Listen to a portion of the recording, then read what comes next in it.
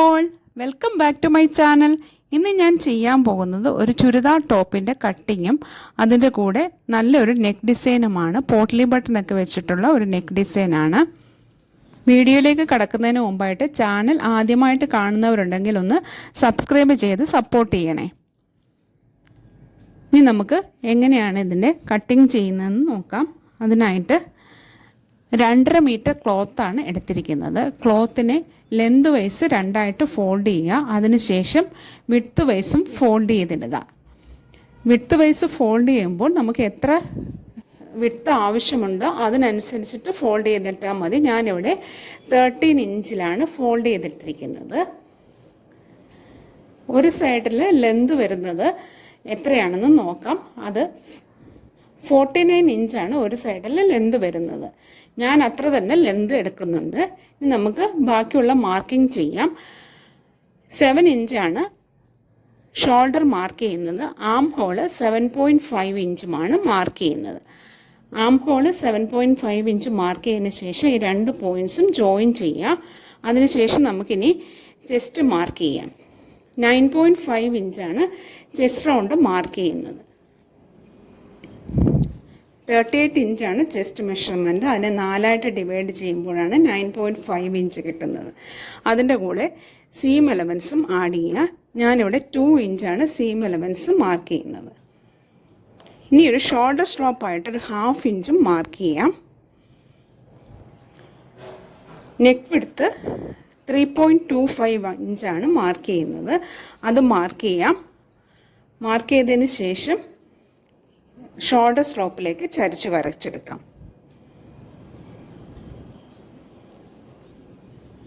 ഇനി നമുക്ക് ആം റൗണ്ട് വരച്ചെടുക്കാം. ഈ 1/2 ഇഞ്ചിന് താഴെയുള്ള പോയിന്റിൻ്റെ മിഡിൽ പോർഷൻ എടുക്കാം. മിഡിൽ പോർഷനിൽ നിന്ന് ഇതേപോലെ വരയ്ക്കുക. കോർണർ ബിഗിനേഴ്സ് ആണെങ്കിൽ കോർണറിൽ നിന്ന് 1 ഇഞ്ച് മുകളിലേക്കൊന്ന് മാർക്ക് ചെയ്തതിന് ശേഷം വരച്ചെടുത്താൽ എളുപ്പത്തിൽ ചെയ്യാൻ പറ്റും. ഇനി വേസ്റ്റ് ലെന്ത് മാർക്ക് ചെയ്യാം. 14.5 ഇഞ്ചാണ് വേസ്റ്റ് ലെന്ത് മാർക്ക് ചെയ്യുന്നത്. 14.5 ഇഞ്ച് മാർക്ക് ചെയ്തതിന് ശേഷം ഇനി വേസ്റ്റ് റൗണ്ട് മാർക്ക് ചെയ്യാം. 8.5 ഇഞ്ചാണ് മാർക്ക് ചെയ്യുന്നത്. മാർക്ക് ചെയ്തു. അതിനുശേഷം ഇനി 2 ഇഞ്ച് സീം എലവൻസും മാർക്ക് ചെയ്യാം. ഇനി നമുക്ക് സ്ലിറ്റ് ലെന്ത് മാർക്ക് ചെയ്യാം. സ്ലിറ്റ് ലെന്ത് 21 ഇഞ്ചാണ് മാർക്ക് ചെയ്യുന്നത്. 21 ഇഞ്ച് മാർക്ക് ചെയ്യുക. അതിനുശേഷം നമുക്കിനി ഹിപ്പ് റൗണ്ട് മാർക്ക് ചെയ്യാം. 40 ഇഞ്ചാണ് ഹിപ്പ് റൗണ്ട്. അതിനെ 4ആയിട്ട് ഡിവൈഡ് ചെയ്യുമ്പോൾ 10 ഇഞ്ച് കിട്ടും. 10 ഇഞ്ച് മാർക്ക് ചെയ്യുക. ഇവിടെ സീം എലവൻസ് ആയിട്ട് 1 ഇഞ്ച് മാത്രം കൊടുത്താൽ മതിയാകും. 1 ഇഞ്ച് മാർക്ക് ചെയ്തു. ഇനി നമുക്ക് ടോപ്പിൻ്റെ അടിയിൽ കൂടെ മെഷർമെൻറ്റ്സ് മാർക്ക് ചെയ്യാം. 11 ഇഞ്ചാണ് കൊടുക്കുന്നത്. 11 ഇഞ്ച് മാർക്ക് ചെയ്യുക. അതിനുശേഷം ഇവിടെയും ഒരു 1 ഇഞ്ച് സീം എലവൻസ് കൊടുക്കുക. സ്ലിറ്റ് ചെയ്തെടുക്കാൻ വേണ്ടിയിട്ടാണ് ഇത്. ഇപ്പം നമ്മുടെ മാർക്കിംഗ് എല്ലാം കഴിഞ്ഞു. ഇനി ഈ പോയിൻറ്റ്സ് എല്ലാം ഒന്ന് ജോയിൻ ചെയ്തെടുക്കാം. അതിനുശേഷം സെയിം മെഷർമെൻറ്റിൽ തന്നെ കട്ട് ചെയ്തുകൂടെ എടുക്കാം. കട്ട് ചെയ്തെടുത്തിട്ടുണ്ട്. ഇനി ഫ്രണ്ട് പോർഷൻ ബാക്ക് പോർഷൻ ഒന്ന് സെപ്പറേറ്റ് ചെയ്തെടുക്കാം.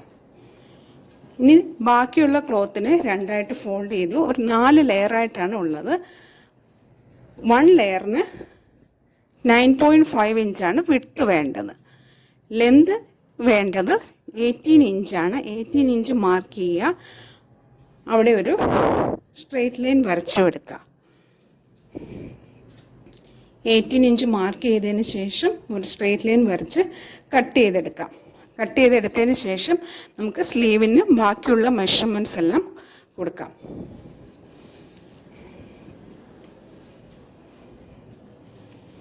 സ്ലീവിൻ്റെ ഓപ്പൺ സൈഡിൽ നിന്ന് താഴേക്ക് 3.5 ഇഞ്ച് മാർക്ക് ചെയ്യാം.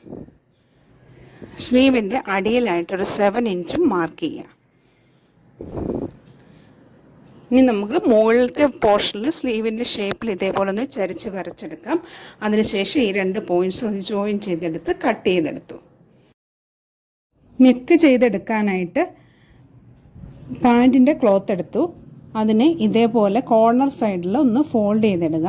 അപ്പോൾ ഒരു ട്രയാങ്കിൾ ഷേപ്പിൽ കിട്ടും. ഈ രീതിയിൽ കട്ട് ചെയ്തെടുക്കാം.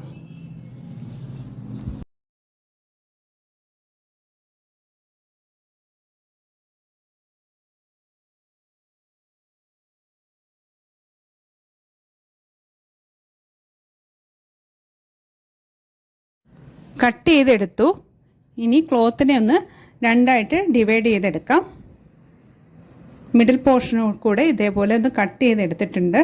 ഇനി നമുക്കിത് ക്യാൻവാസിലേക്ക് വെച്ചിട്ട് അയൺ ചെയ്തെടുക്കാം.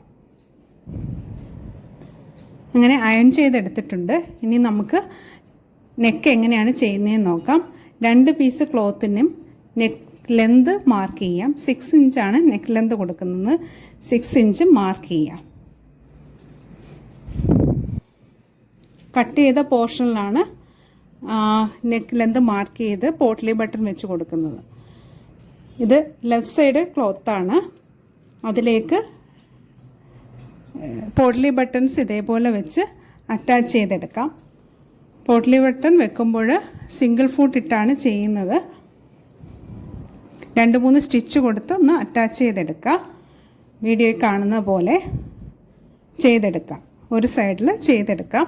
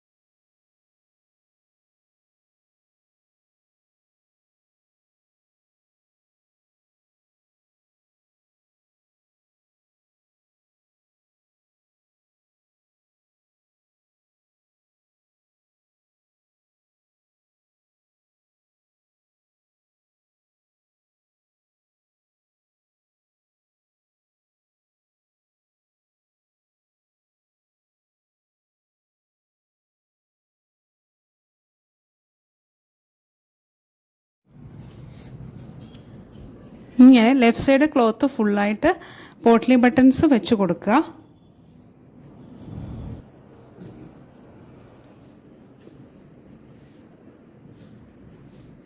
ഇങ്ങനെ ഫുള്ള് ചെയ്തെടുത്തിട്ടുണ്ട്. അതിനുശേഷം എക്സ്ട്രാ ക്ലോത്ത് ഉണ്ടെങ്കിൽ കട്ട് ചെയ്തെടുക്കുക. പോട്ട്ലി ബട്ടണിൻ്റെ എക്സ്ട്രാ ക്ലോത്ത് കട്ട് ചെയ്തതിന് ശേഷം അടുത്ത പീസ് എടുക്കുക. റൈറ്റ് സൈഡ് പീസ് എടുക്കുക. അതിൻ്റെ മുകളിലേക്ക് ഇത് ഫോൾഡ് ചെയ്ത് വെച്ച് സ്റ്റിച്ച് ചെയ്തെടുക്കാം. ഇങ്ങനെ സ്റ്റിച്ച് ചെയ്തെടുക്കുമ്പോൾ എൻ്റെ കയ്യിൽ ലെഫ്റ്റ് സൈഡ് ഫൂട്ടാണ് ഉള്ളത്. അത് കാരണം ഞാൻ ഇത്രയും പോർഷൻ ചെയ്തതിന് ശേഷം ഇനി പോട്ട്ലി ബട്ടൺ ചെയ്യുന്ന പോർഷൻ വരുമ്പോഴത്തേന് തിരിച്ചിട്ട് ചെയ്യുകയാണ്. ഞാൻ പറഞ്ഞത് നിങ്ങൾക്ക് മനസ്സിലായിട്ടുണ്ടാവുമെന്ന് വിചാരിക്കുന്നു.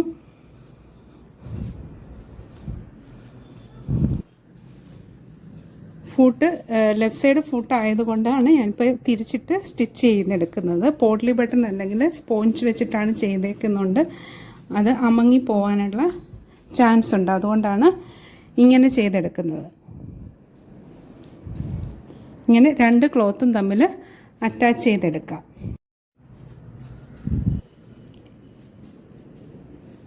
ഇങ്ങനെ അറ്റാച്ച് ചെയ്തെടുത്തപ്പോൾ നമുക്കിങ്ങനെ കിട്ടിയിട്ടുണ്ട്. ഇനി നമുക്ക് നെക്ക് ചെയ്തെടുക്കാം. ഫ്രണ്ട് നെക്ക് ചെയ്തെടുക്കാം. അതിനായിട്ട് ഈ ക്ലോത്തിനെ 2ആയിട്ട് ഫോൾഡ് ചെയ്തെടുക്കുക. അതിനുശേഷം നേരത്തെ പറഞ്ഞതുപോലെ തന്നെ നെക്ക് വിഡ്ത്ത് 3.25 മാർക്ക് ചെയ്യുക. നെക്ക് ലെന്ത് 6 ഇഞ്ചും മാർക്ക് ചെയ്യുക. മാർക്ക് ചെയ്തതിന് ശേഷം ഈ 3.25 ഇഞ്ച് മാർക്ക് ചെയ്ത പോർഷനിൽ താഴേക്ക് ഒരു 3 ഇഞ്ച് മാർക്ക് ചെയ്യുക. അവിടെ ഒരു സ്ട്രെയിറ്റ് ലൈൻ വരച്ചെടുക്കുക. അതിനുശേഷം 3 ഇഞ്ചിൽ നിന്ന് താഴെ ആ 6 ഇഞ്ച് മാർക്ക് ചെയ്ത പോയിന്റിലേക്ക് ഇതേപോലെ വി ഷേപ്പിൽ വരച്ചെടുക്കാം. ഇനി ഇതേ പോർഷനിൽ കൂടെ തന്നെ കട്ട് ചെയ്തെടുക്കാം.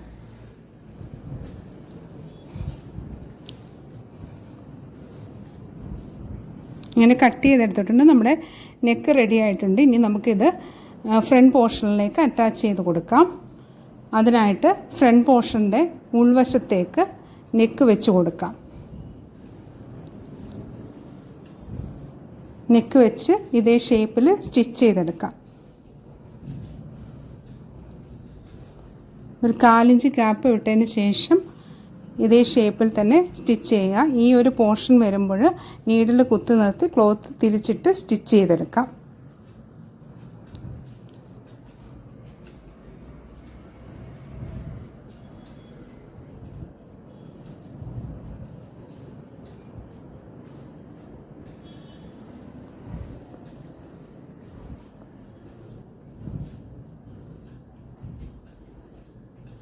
ഓരോ കോർണറും വരുമ്പോൾ നീഡിൽ കുത്തി നിർത്തി ക്ലോത്തിനെ തിരിച്ചിട്ട് സ്റ്റിച്ച് ചെയ്തെടുക്കുക. അതിനുശേഷം എക്സ്ട്രാ ക്ലോത്ത് കട്ട് ചെയ്ത് കളയാം.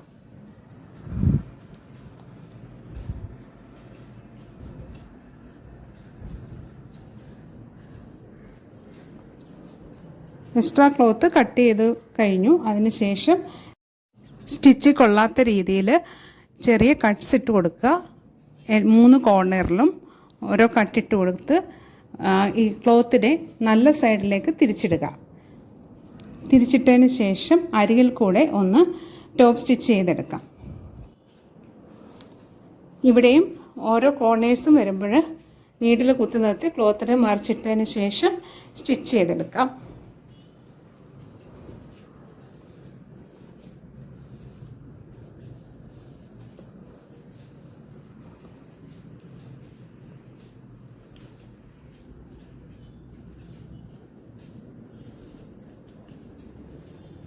അരികെ ടോപ്പ് സ്റ്റിച്ച് ചെയ്തെടുത്തു. അതിനുശേഷം ഈ സൈഡ് ഉള്ളിലേക്ക് ഫോൾഡ് ചെയ്ത് വെച്ച് സ്റ്റിച്ച് ചെയ്തെടുക്കാം.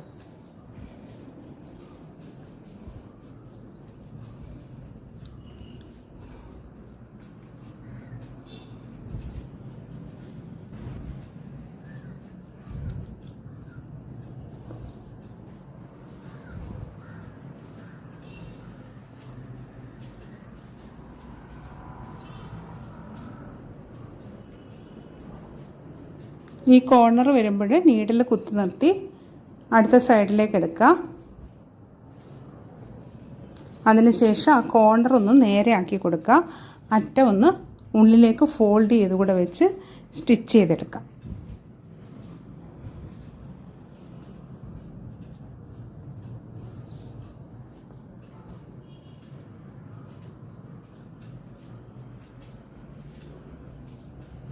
വീഡിയോ ശ്രദ്ധിച്ചാൽ മനസ്സിലാവും.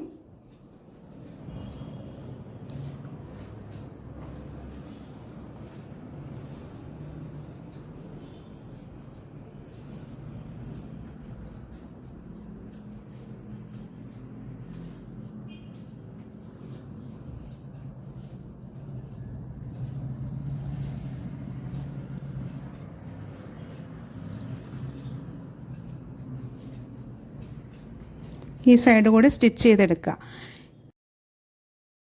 ബാക്കിയുള്ള സ്റ്റിച്ചിങ് ഞാൻ വീഡിയോയിൽ ഉൾപ്പെടുത്തിയിട്ടില്ല. വീഡിയോയുടെ ലെന്ത് കൂട്ടണ്ടെന്ന് കരുതിയിട്ടാണ്. അറിയാത്തവരുണ്ടെങ്കിൽ പഴയ വീഡിയോസ് കണ്ടു നോക്കുക. അതിൽ ഞാൻ ഡീറ്റെയിൽഡ് ആയിട്ട് ടോപ്പിൻ്റെ സ്റ്റിച്ചിങ് വീഡിയോ ഇട്ടിട്ടുണ്ട്. ഇതാണ് ഇതിൻ്റെ ഫൈനൽ ലുക്ക്. വീഡിയോ എല്ലാവർക്കും ഉപകാരപ്രദമായെന്ന് വിചാരിക്കുന്നു. എങ്കിൽ ഉറപ്പായും സബ്സ്ക്രൈബ് ചെയ്യാനും ഷെയർ ചെയ്യാനും മറക്കരുത്. നിങ്ങളുടെ അഭിപ്രായങ്ങൾ കമൻറ്റ് ബോക്സിൽ അറിയിക്കുക. Thank you for watching this video. See you in the next video. Thank you.